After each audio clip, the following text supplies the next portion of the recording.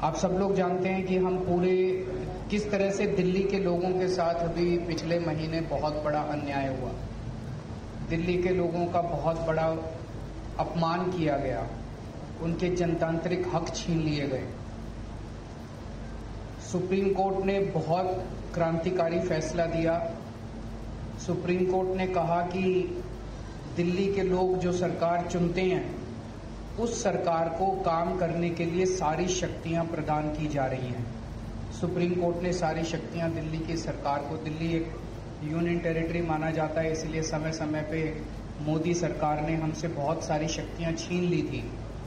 लेकिन 11 मई को supreme court ने आदेश पारित करके वो सारी शक्तियां दिल्ली के लोगों को वापस, दिल्ली की चुनी हुई सरकार को, कि दिल्ली के लोग जिस भी सरकार को चुनेंगे, चाहे इस पार्टी की चाहे उस पार्टी की, उस सरकार को काम करने के पूरे अधिकार होंगे।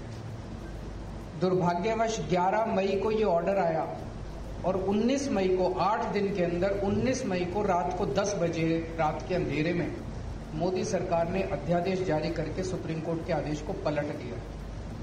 मोदी सरकार ने कहा कि नहीं, दिल्ली की सरकार को हम काम नहीं करने देंगे, दिल्ली वाले जो मर्जी सरकार चुने उसको हम काम नहीं करने देंगे, उसके पास काम करने के लिए कोई शक्तियां नहीं होंगी। ये तो एक तरह से दिल्ली के लोगों का अपमान है। दिल्ली के लोगों के अधिकार छीन लिए गए और दिल्ली के लोगों को बिल्कुल एक तरह से जनतंत्र के अंदर एक बेदखल कर दिया गया, पूरी की पूरी दिल्ली के 2 करोड़ लोगों को। अब ये जो अध्यादेश जारी किया गया है ये संसद में आएगा, संसद के मॉनसून सेशन में।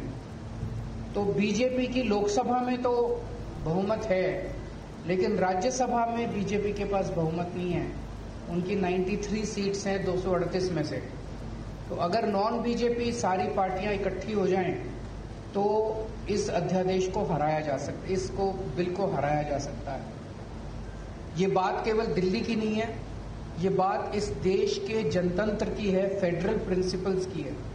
आज ये दिल्ली के लिए ऐसा अध्यादेश लाए हैं, कल ये ऐसा ही अध्यादेश झारखंड के लिए ला सकते हैं, राजस्थान के लिए ला सकते हैं, पंजाब के लिए ला सकते हैं, हरियाणा के लिए ला सकते हैं, तमिलनाडु के लिए ला सकते हैं। किसी भी राज्य के ऊपर कानून पास करके, अध्यादेश पास करके उसके हकों को छीना जा सकता है। ये तो एक तरह से देश की आजादी की बात है कि जनता सरकार चुनती है और सरकार के पास जनता के सपने पूरे करने के लिए, उनकी जरूरतों को पूरे करने के लिए सारे अधिकार होने चाहिए।